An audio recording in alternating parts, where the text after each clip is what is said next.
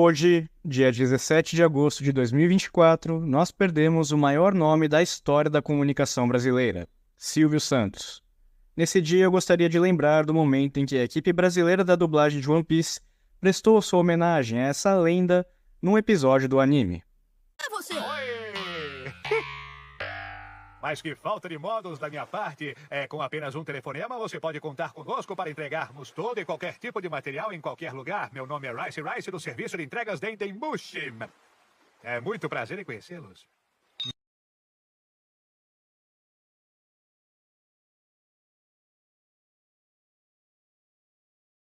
Onigashima é uma parte de Punk Hazard?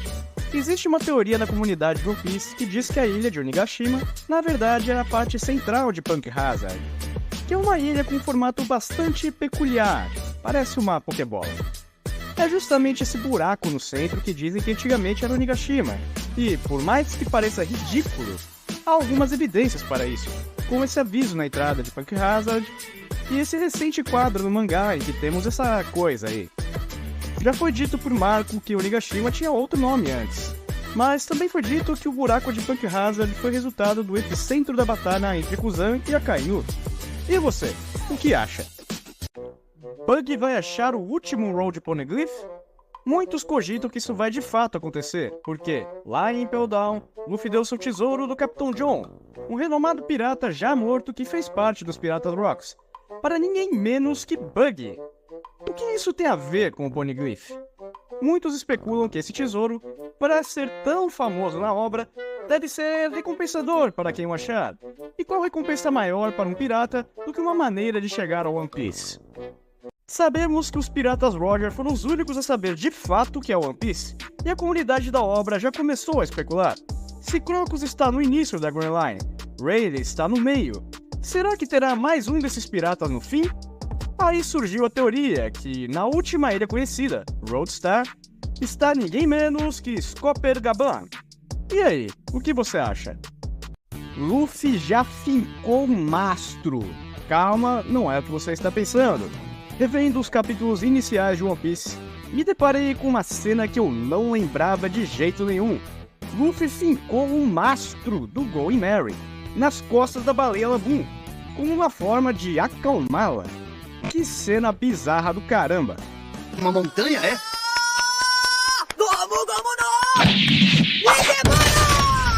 Aquilo não é o mastro do navio?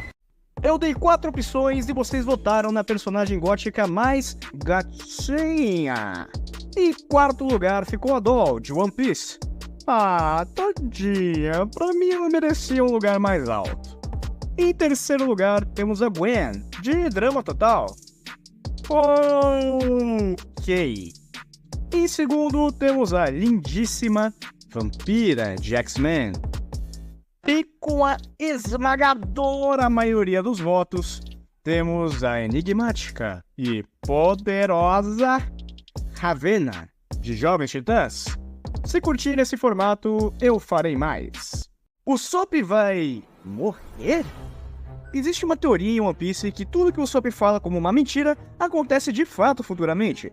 Como exemplo, temos quando disse que tinha avistado uma toupeira gigante e futuramente teve um duelo contra a Miss Merry Christmas. Ou quando disse para Kai uma história sobre um peixe dourado gigante e futuramente de fato encontrou um, além de diversos outros momentos.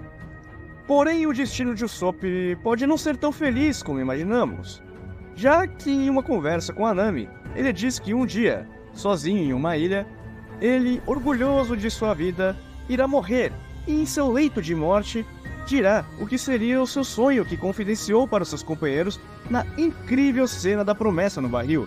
Eu sou o Sop, o bravo guerreiro dos mares. Sendo essas suas últimas palavras.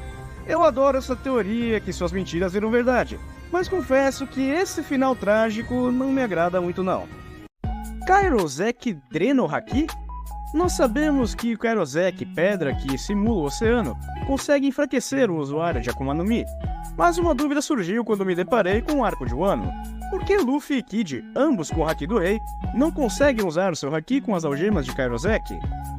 Tem gente que diz que seria porque eles, como usuários da fruta, ficam enfraquecidos e isso compromete o seu Haki. Essa versão eu consigo entender, mas até que ponto isso se vê como verdade? Vejamos, Kyros não tem poder de fruta e mesmo assim foi algemado com Karosek. Será que essa pedra consegue drenar o Haki também?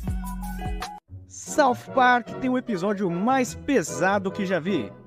Talvez não, mas enfim.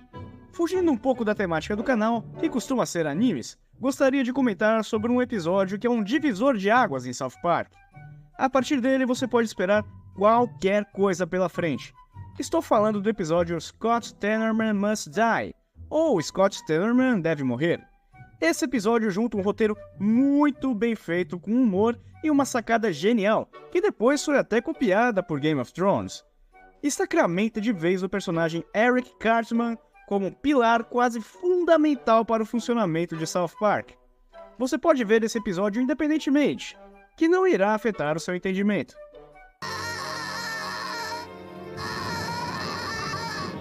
Por que Doflamingo é tão amado pelo público?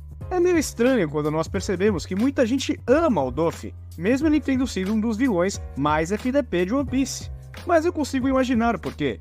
Doflamingo não é real. Seria estranho e até doentio pessoas idolatrarem tiranos, ditadores, homicidas e traficantes da vida real. Apesar de acontecer às vezes, né? Mas fato é que gostamos do Doff não por ele ser um arrombado, mas sim por ele ser um bom vilão. É ótimo uma série ter vilões bem construídos e que sejam sim carismáticos. Diferentemente de Orochi, por exemplo, que imagino que a maioria do público deva odiar. Doff tem carisma e uma boa história. Ainda bem. Eu dei 4 opções e vocês votaram em qual seria o melhor vilão. Em quarto lugar ficou, infelizmente, Meruem, de Hunter x Hunter. Esse vilão é muito bom. Eu adoro o arco dele e a maneira como desenrola com a Komugi no fim. Cinema. Em terceiro lugar ficou Sukuna, de Jujutsu Kaisen. Um bom vilão, carismático e super apelão. Em segundo lugar, após um empate técnico com Sukuna, ficou Frieza, de Dragon Ball Z. Eu usei como critério de desempate o fato de Frieza ter tido um comentário puxando sardinha pra ele. E de fato, na minha opinião, ele ganha do Sukuna como personagem. Talvez seja nostalgia falando. E em primeiríssimo lugar, com a esmagadora maioria dos votos, ficou ninguém menos que Don Quixote do Flamingo, de One Piece. Doff é um excelente vilão mesmo, o melhor de One Piece na minha opinião. E você, o que acha? Se curtir esse formato, eu farei mais vídeos assim. Haki do Rei pode ser desenvolvido? Em One Piece já foi dito que o Haki do Rei, Conquistador ou Haoshoku é uma habilidade de uma a cada 1 milhão de pessoas. Mas se fosse tão raro assim, não estaria presente em membros da mesma família, amigos de infância, rivais, membros do mesmo bando. É muito estranho pensar que todos os maiores nomes da pirataria possuíam tal poder, pensando estatisticamente. Vamos lá, se nasce um cara com esse poder ele resolve ser carpinteiro, e nunca impor a sua vontade. Ele nunca manifestaria um poder teoricamente inato nascido com ele? É aí que está. Penso que esse poder possa sim ser hereditário e também desenvolvido por qualquer pessoa que tenha ambição suficiente para querer ser o melhor. Faz muito mais sentido e explico o porquê de apenas 1 a cada 1 milhão ter essa habilidade. É essa a proporção de pessoas que têm a ambição necessária para isso. Vilões do espaço vieram avisar. Músculo total! Se você reconheceu esse hino, então significa que você é um idoso assim como eu. Pra você que não faz ideia do que acabou de ouvir, saiba que no início dos anos 2000, esse anime era um sucesso na Fox Kids. Músculo Total foi uma série que retratava Kid Músculo, filho do Rei Músculo, que os mais velhos talvez se lembrem como Kinnikuman, que no Japão é lendário. A dublagem brasileira é incrível, os caras tacaram foda e meteram a zoeira no talo. Vale muito a pena conferir. É difícil encontrar, mas nos sites mais suspeitos aí, né, você consegue. Você vai cantar. Certo, hora de cantar pelo meu jantar! Uhul! Meu arroz com carne gosto de comer. O gosto é tão bom, você não pode crer. Eu dei 4 opções e vocês votaram no personagem que come mais. Em quarto lugar temos a Bonnie, de One Piece. Olha, considerando os concorrentes dessa enquete, esse lugar tá merecido. Em terceiro lugar temos, pasmem, Goku, da franquia inteira de Dragon Ball. Páreo duro nessa votação, hein? Depois da minha escolha, reparei que só tinha personagens de Dragon Ball e One Piece. Então vamos ver qual franquia será a vencedora. Em segundo lugar, temos um saco sem fundo, que se bobear come todos os outros dessa lista. Majin Buu, de Dragon Ball Z. E em primeiríssimo lugar, vocês já devem imaginar, temos Luffy, de One Piece. Se curtirem esse formato, farei mais vídeos assim. Sabiam que Frank poderia ter conhecido One Piece? Frank, quando ainda era criança, conheceu Oden, que na época estava na tripulação do Roger, e simplesmente cagou pro nosso querido samurai, quando soube que era de um bando pirata. Detalhe é que Oden chama Frank para conhecer Roger, e possivelmente, por ser órfão, poderia embarcar com eles até chegar a Lost Tale, onde encontraria nessa jornada o tesouro One Piece. Frank agora, com essa decisão, tem mais uma chance de chegar a essa ilha e saber os mistérios do mundo. Oda gênio não tem como. Vivi vai voltar pro bando? Uma das minhas teorias favoritas seria a volta da Vivi para os Chapéus de Palha, voltando a navegar com eles como membro oficial.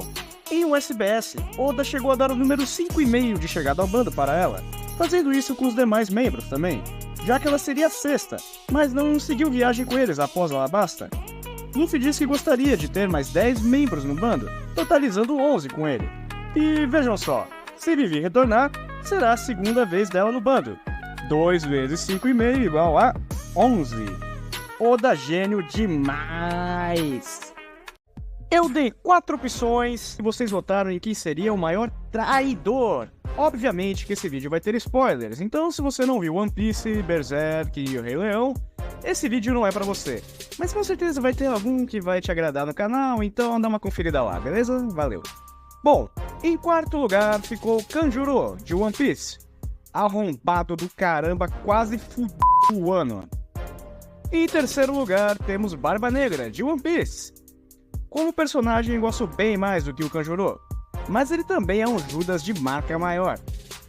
Em segundo lugar temos Scar, de O Rei Leão. Não preciso nem comentar, né? E em primeiríssimo lugar, na disputa mais acirrada que eu já fiz no canal, ficou Griffith, de Berserk. Vou ter que concordar com vocês. O que esse cara fez foi a pior traição que eu já vi. Se você curtir, eu farei mais vídeos como esse. Você sabia que a transformação mais lendária de todas surgiu por preguiça? Akira Toriyama já afirmou que o design dos Super Saiyajins com cabelos loiros foi mero acaso de uma situação em que ele esteve com preguiça de colorir de preto os cabelos dos personagens, já que demorava muito tempo. Eu considero Toriyama um gênio, porque há vários relatos de ele estar de saco cheio já de Dragon Ball e ainda assim continuar fazendo sagas incríveis com personagens extremamente marcantes. Por mera preguiça, o cara criou a transformação mais icônica da história. Você sabe qual é o verdadeiro poder oculto de Nico Robin? Não é algo relacionado à sua fruta, como a sua transformação demoníaca. Também não é nada em relação ao desenvolvimento de Haki. Talvez tenha indiretamente a ver com seu conhecimento sobre o século perdido e a linguagem proibida da qual ela domina. O seu verdadeiro poder é a capacidade de atrair Buster Calls. Putz grila, uma mulher sortuda do caramba, hein? Se não bastasse um na infância pra traumatizar, já recebeu logo mais 2 quando adulta pra ficar esperta. Com essa sorte toda, vai jogar logo na loteria, minha querida. Meu Deus, hein? Eu já fiz um vídeo sobre a Vivi entrar novamente para o bando dos Chapéus de Palha, que eu já deixei relacionado aqui embaixo, então confere lá. Agora venho com outra teoria que se relaciona com essa, que seria de que a Vivi vai comer a fruta da pata, que pertence a Batou ou meu Kuma. Existe um jogo de palavras em japonês em que as sílabas se relacionam a números, e os últimos números faltantes, considerando as frutas que cada Mugiwara comeu, Hana Hana, Hito Hito, Yomi Yomi, etc., faltam apenas os números 2 e 9, que se leria Ni-Kyu, o mesmo nome da fruta de Kuma. Como Kuma provavelmente está nas últimas e Vivi pode acabar sendo a última integrante do bando, então podemos inferir que será ela que irá comer essa fruta. Existe ainda uma relação para isso acontecer com a sua ancestral, Nefertari Lili, mas isso é assunto para outro vídeo. Eu dei 4 opções e vocês votaram no melhor personagem careca. Em quarto lugar ficou o nosso menino Caillou, com 8% dos votos. Em terceiro lugar ficou o Gru, da franquia Meu Malvado Favorito, com 20% dos votos. Em segundo lugar, com 28% dos votos, ficou o ótimo protagonista de Avatar, Aang. Em primeiríssimo lugar, com 44% dos votos, talvez vocês já devem imaginar quem seja. Ficou ele, o inexorável e imorrível Kuririn, de Dragon Ball. Se você curtir esse formato, eu farei mais vídeos como esse. Da franquia de Pokémon, várias combinações de tipo já foram feitas, repetidas vezes. Porém, existem ainda 8 combinações que nunca foram feitas, sendo elas Fogo mais Fada, Pedra mais Fantasma, Fada mais Terrestre, Dragão mais Inseto e Normal mais Inseto, Gelo, Metal e Pedra. E aí? O paradeiro de Monkey D. Garp finalmente foi revelado! Se você ainda não viu o capítulo 1126 de One Piece, pule esse vídeo agora para evitar um spoiler brabo. Recado dado, vamos lá. Meu amigo The Outplace, no review dos Chapéus de Palha, sobre o capítulo 1096, lançou a braba. E com uma visão de lince, conseguiu ver o que ninguém mais viu. Na região íntima do nosso querido Garp, aparece no flashback de God Valley a palavra lives, vive em inglês. Então ele afirmou que Garp estaria vivo por causa disso, gerando intensas gargalhadas. E não é que o velho tá vivo mesmo? Poucos têm essa sagacidade. Parabéns, The Outplace. Ó, quem tá vendo isso? Quem tá vendo isso não vai conseguir mais desver. Quando olhar, vai pensar. Isso. Eu tô passando mal com isso, mano. Olha. Olha isso, mano. Olha isso. Cadê? Eu perdi o S, mano. Eu perdi o S. Ah, Aí, eu perdi o S. isso. Ué? É, caralho, tu manda muito também, parabéns. Muito foda. Olha isso, mano. Moleque, bizarro. Bizarro, moleque. Quem duvida do Garp, Você já pensou como seria se os Pokémons pudessem se fundir, que nem em Dragon Ball? Eu também, então eu pedi para a inteligência artificial realizar essas fusões para mim. Eis os resultados. Primeiro eu pedi para fundir um Charizard com um Blastoise, pela nostalgia envolvida, e o resultado foi isso aqui. Ficou uma parte meio estranha aqui, mas tá valendo. Depois pedi para fundir um Gengar com uma Clefable, já que existe uma teoria de serem contrapartes. Depois de várias tentativas, o mais aceitável foi esse ser aqui. Pedi então para juntar um Umbreon com um Espeon, resultando nesse bicho muito legal. Por último, pedi para unir um Greninja a um Lucario, com essa criatura sendo a mais aceitável. Gostou? Então me mande mais sugestões para eu fazer aqui. Eu dei 4 opções e vocês votarem qual seria a melhor equipe. E em quarto lugar, com míseros 3% dos votos, ficaram os robôs de borracha, de Medabots. Merecido! Em terceiro lugar, com 7% dos votos, ficou a Gangue Gangrena, de As Meninas Superpoderosas. Ah, Gangue Gangrena é legal, pô. Mas de fato ela merece essa colocação, porque em segundo lugar estão nada mais, nada menos que as Forças Especiais Guinil. Essa galera tem suas poses copiadas por atletas do mundo todo, logo merecem uma boa colocação com 19% dos votos. E com a esmagadora maioria, com 71% dos votos, ficou, você já deve imaginar, a famosa Equipe Rocket, de Pokémon. Se quiser mais vídeos como esse, curta, compartilhe e se inscreva no canal, que eu farei mais.